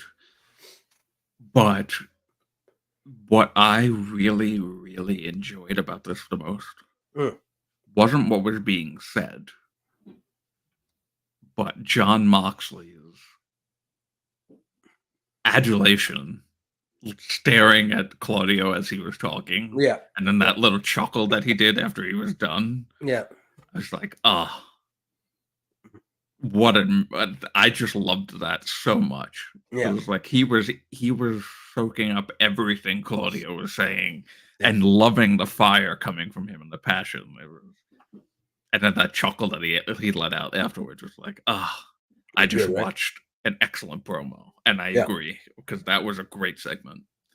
It was very good. I liked it a lot. We then had another backstage segment, which was taped right after Dynamite, where Jericho said, Jericho, like you said, he's busted open in the head from the microphone and stuff like that. And he says that he knew he touched a nerve with Hook from the giant cut in his head. But despite his injury, he wishes Hook good luck and said that he hopes he wins in his FTW Contender Series tonight. And then this was kind of cool the way they did this. We have Hook versus Johnny TV. So we have a FTW Contender Series. The winners of these matches will have a triple threat match on Wednesday. And the winner will have a title shot for Jericho's FTW title. So the first match was Hook versus Johnny TV. Very quick match. Hook as close to a squash as you're going to see here with Johnny TV. Hook wins relatively easily. And as Hook is leaving, we hear Shibata's entrance. They cross paths, but they share a fist bump on the way to the ring. And then Shibata goes one-on-one with Rocky Romero. Now, these guys have a pretty decently long match. There's a commercial break in the middle of it. They have the longest match of the three of these. Very good match, but Shibata's going to win it. Shibata does win it. And him and Rocky Romero shake hands after the match. And very similar to what they did with Hook, as Shibata is walking up the ramp and leaving, we hear the music of Brian Keith. And Brian Keith comes down to the ring, and he is going one-on-one in the last of the 3 Contender Series matches against Boulder. And Brian Keith handles him relatively quickly. So the triple threat match we will see will be Brian Keith versus Shibata versus Hook. That should be a good one. That should be a good one, Drew. Should be good. I'm very much looking forward to that. Yeah, I'm glad that they threw Brian Keith in here.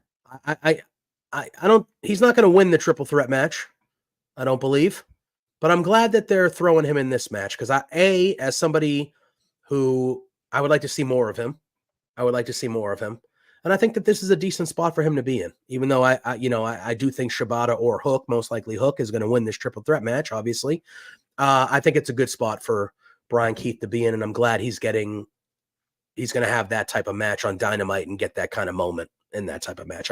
Brian Keith, to me, is somebody over the next calendar year that I would like to see rise in this company. Very much looking forward to this whole thing. And I like the way they did it, how they did them. Go ahead. Go ahead, finish. I was just going to say, I love the way they did it back to back to back with them kind of coming out, the entrances as they were. I thought it was just well laid out. Go ahead. Yeah, I really like that too. Brian Keith is in the similar vein of Shane Taylor, where they're not going to win every match, mostly not win, but they look great in defeat.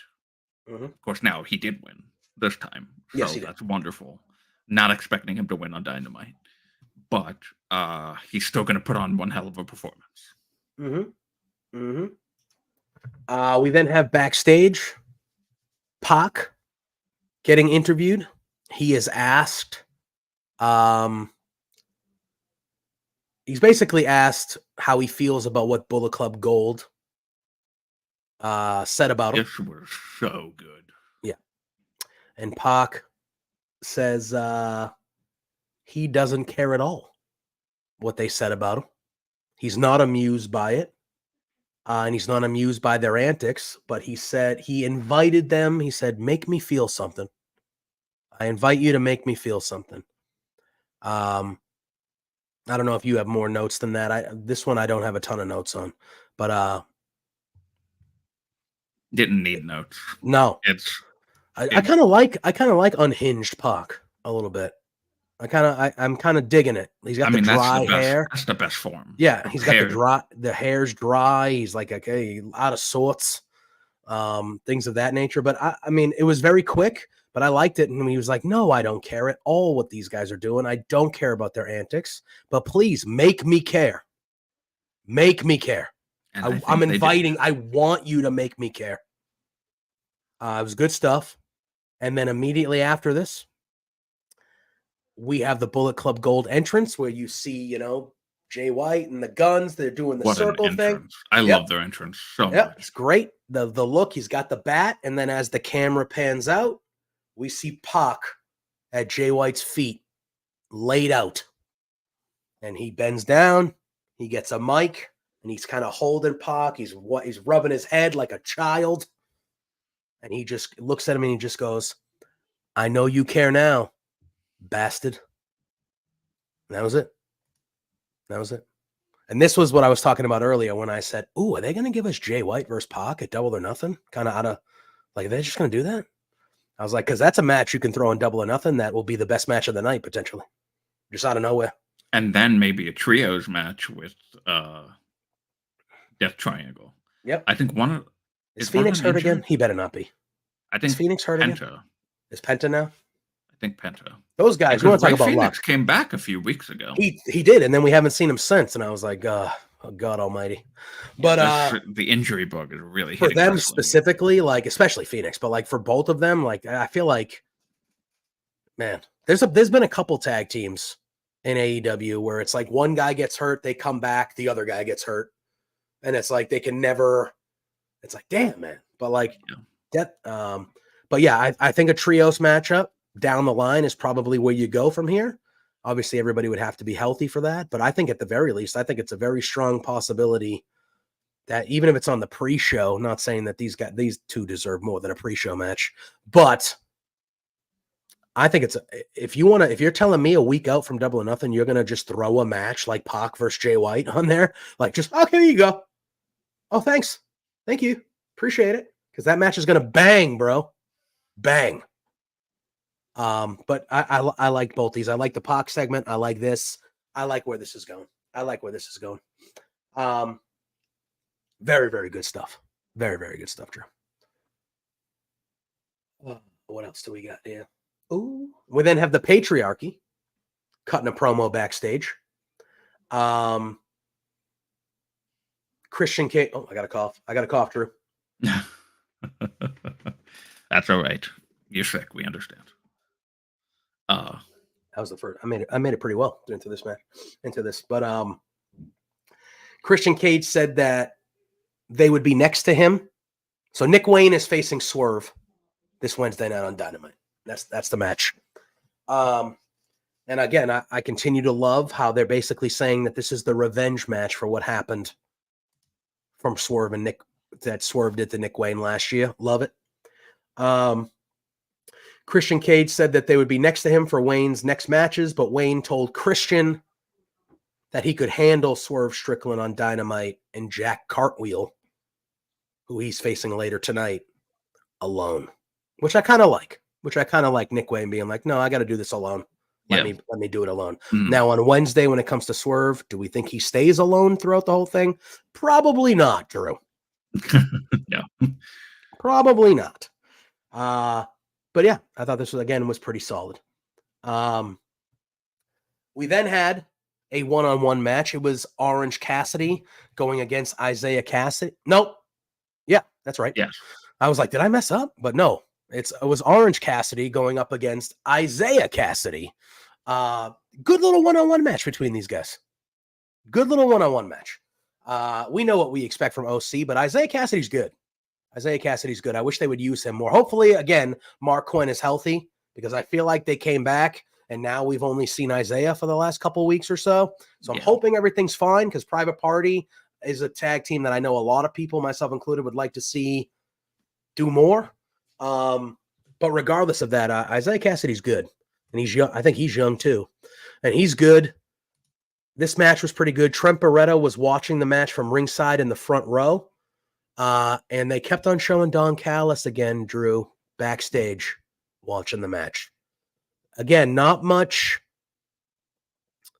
more into that story. They're continuing with the Don Callis, Orange Cassidy stuff. I don't understand it. It's strange. It's, last night on the Fightful post show, they were talking about this, and it's just like, it hit me, and they agree. And I typed this in the chat, and they agreed. Like, Orange Cassidy got attacked by his best friend, and the evil heel manager is siding at the moment with the babyface and not the evil best friend that attacked him. Yep. So it doesn't make sense. Like, he should be, if Trent was with Don Callis, that makes sense. And that might be where it ends up. I mean, it could be, but I don't understand. Like, what? That's what Scott said. Why is Orange Cassidy even walking with him? Yeah, like entertaining it. You would think Orange Cassidy would just be like, no. It doesn't make sense. Orange Cassidy, though, he's conflicted. He just lost his friends. He's got it by himself now, for the most part. He lost a friend. He didn't lose all. Yeah, but Chucky's gone. Chucky can't wrestle anymore. He's gone. Statlander's doing her own thing over here with Stokely and all this. Probably not going to be a babyface much longer either. Trent went full heel. So, like, there's a lot of things going on. Even after this match, Lexi Nair interviews Trent in the front row, where Trent says he's a better wrestler than Orange Cassidy, called him a narcissist, sociopath. He said he cheated in their match. And then out of nowhere, you just see Orange Cassidy come into frame and start attacking Trent Beretta. They start brawling again, and security needs to break them up. And then Trent is, as he goes up through the ramp, and that's how that ends. So they're still very much going through and doing their feud here. So maybe Orange Cassidy is maybe he's confused. He doesn't know who to trust. He doesn't know where to go. He doesn't know who to believe. And Don Callis is trying to take advantage of that and be like, oh, you're a lost little child. Why don't you come talk to me, son? I don't know. I wouldn't be shocked if what you and Scott said happens. Like, they make you think that Callis and OC are going to do something, but Callis has actually been working with Trent just to get into his head more. I don't know. We'll see.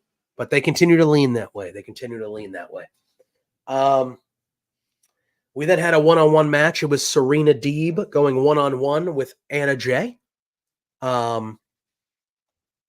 This match was fine. Serena Deeb ends up winning with the Serenity Lock submission hold.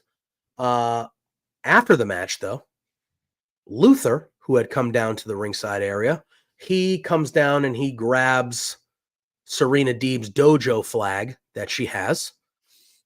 He brings it to the top of the ramp. We then see Mariah May come out, and they hold both ends of the flag. And then we see Toni Storm behind the flag, and Toni Storm just gets naked. Just takes off all her clothes and wraps herself in the flag. And she starts going down the ramp, kind of doing like a fancy walk, little hop step, as we to our assume that she is completely naked, underneath, draped in Serena Deeb's flag. She had to take. I mean, she could have been. There could have been we like can't something. You can't tell because of the camera work, but it made it look like she was behind the flag, getting butt naked and wrapping herself in the flag. Yeah. Kind of desecrating the flag, and then Serena Deeb basically chases the three of them up the rampway. Now, Drew, I'm going to say this. This match specifically between Serena Deeb and Toni Storm is going to be very good. It is going to be a very good match. I am looking forward to this match. And I know when Serena Deeb first came out a couple weeks ago, you and I were like, oh, cool. Like, we're ready for that. Like, this is going to be good, blah, blah, blah. I haven't cared about this at all. From like a storyline standpoint, I have no interest in Serena Deeb currently. Here's my thing. To me, this is opposite. Toni Storm should be the babyface and Serena Deeb should be the heel. That's how I feel. When I look at this story, I go, AEW hasn't given the crowd enough reason to cheer for Serena Deeb because they're not. And everybody wants to cheer for Toni Storm. She had a good promo a couple weeks ago. She did have a good promo, but even that, and I liked the promo, and I liked how she got, very personal talking about it. But even that promo, the crowd was not paying attention, and they were shitting on it for the first couple minutes until, you know what I mean? And I feel like, I don't know. I look at this and I go, Toni Storm is the heel, but everybody cheers for Toni Storm.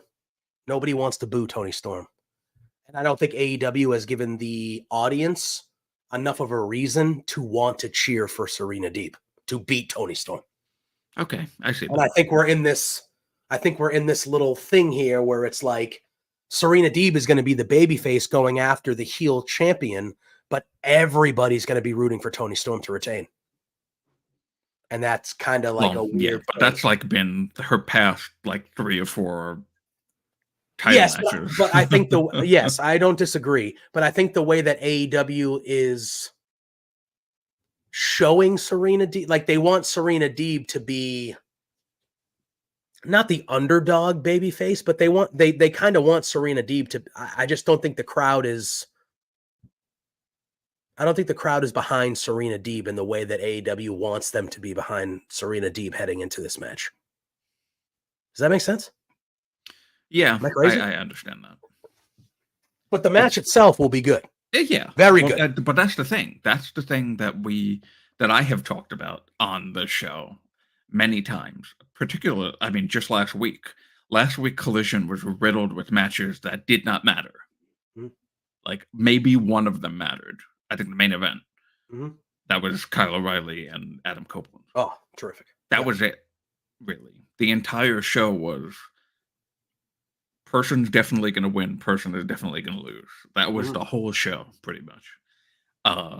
And the thing that they get you with are the matches.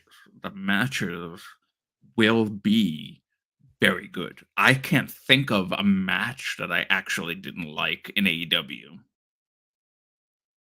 Like, I can't think of one. So it's easy to, I won't say get invested, but it's easy to care somewhat because you're seeing a match like Will Ospreay and Shane Taylor, or Orange Cassidy and Isaiah Cassidy, which I actually didn't even realize until now. There was 2 Cassidys in the ring together. Yeah, I know. When I saw it, I was like, wait, did I mess up? But or Serena Deeb and Toni Storm. Scott's saying that Serena Deeb would be more interesting if she was in the BCC. I mean, I don't disagree. I don't hate that. She would fit there very well. She would. I don't hate that at all. And it would be nice for them to have a female member. And I think she would be good, actually. So I do like that. But the thing that AEW does, and it's what they get criticized a lot for, are matches for the sake of matches and not really a story behind anything. Yeah. But I don't agree with that for the most part. While last week I shit on Collision. I did. Yeah. While I did shit on Collision, I am not the type of talking head that's going to shit on it and be, negative about AEW's business and all the garbage that they talk about online. Mm-hmm. I understand that works for them. The matches work for AEW. Yeah. So even if you, as you just said, you're not invested or even necessarily care about Serena Deeb and Tony Storm, you're going to watch Serena Deeb and Tony Storm, and you're going to like Serena Deeb and Tony Storm, even though that's not what you feel is the right thing, storyline wise. Yeah, like I know the match is going to be a banger. These are two great wrestlers, Yeah. Put on a banger. Just me personally, even I'm a big fan of Serena Deeb.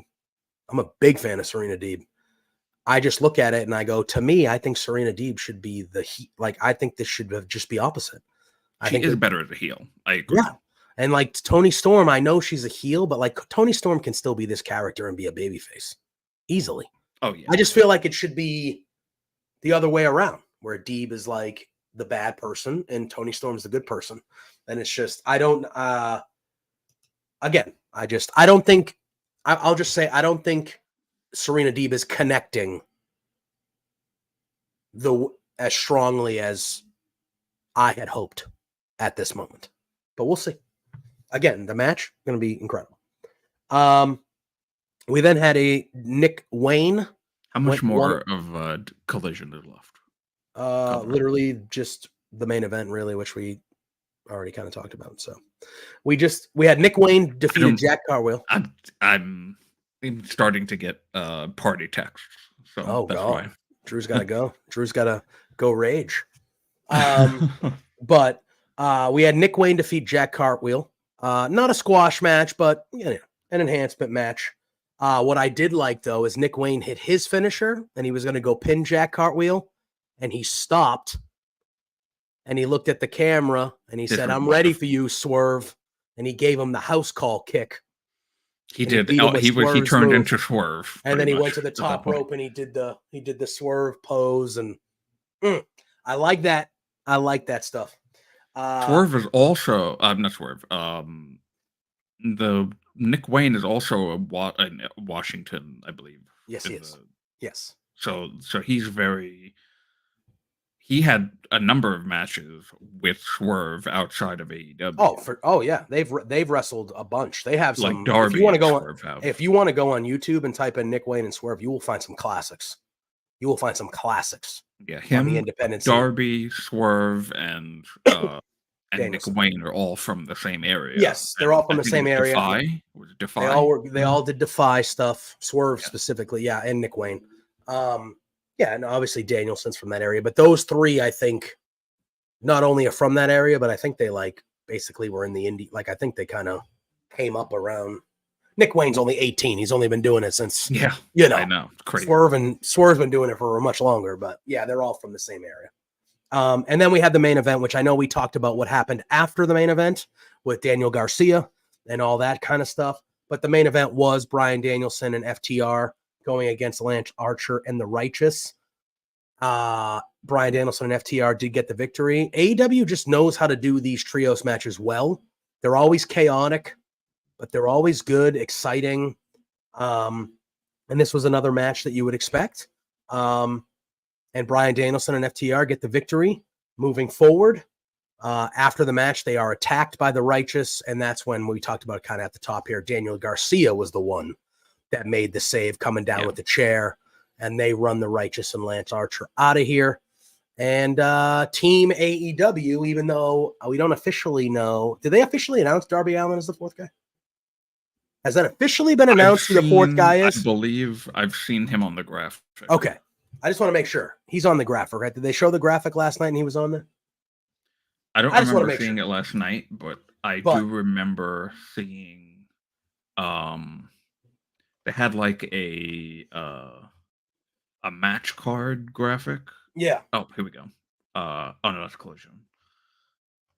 Did I see it on? I don't know. But either way, Yeah,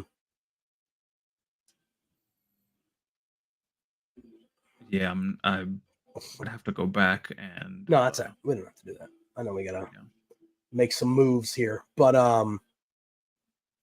yeah, Daniel Garcia comes to the ring with the chair. They make the save, but FTR really like the show ends with Garcia and Bryan Danielson standing up and FTR being laid out really. So they're down and out.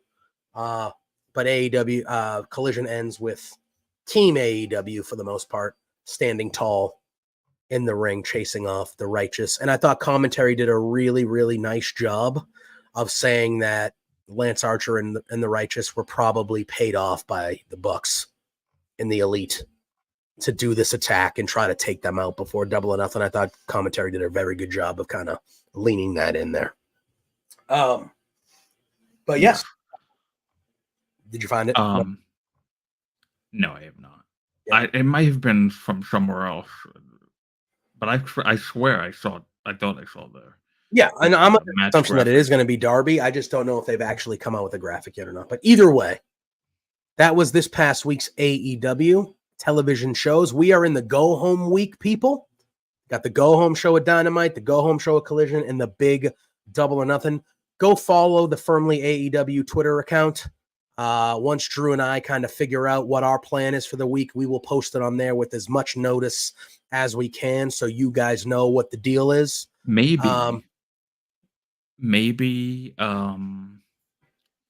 Firmly AEW Saturday morning? Potential. We got to see because I know For Exposure usually does Saturday mornings. So we got to see. We got to see what we got to figure it out. We'll figure. Or we could go on after them. We could, but also Crown King and Queen in the Ring is Saturday at like noon. So I don't know. It depends on the timing. You don't want to be going to get. We'll figure it out. But Drew and I will chat after he's done partying it up when he's recovered, rested and recovered. Him and I will chat. We'll kind of make a plan. It's a tough week because usually sometimes on these weeks we'll have Drew come on Beards and we'll do it, but we only have the hour for Beards because it's a Quiz Plus week too. So it's kind of a weird week where we're gonna have to figure something out. So, but follow us on the Firmly AEW. Obviously, follow us both. You can see our tags here at Drew Nicholas under his name, at JPJ Loves Gaming under my name, at Firmly AEW is the show handle. Follow all three of us. We will get. And one special announcement. Yes. Anyone who watches the show would like you to join. I would like you as well to join Wednesday night. A very, very special wrestling trivia being done on the Roundtable Pro Wrestling Podcast Twitch. Kahoot, I don't know if you know the Kahoot thing. I do know. Really fun.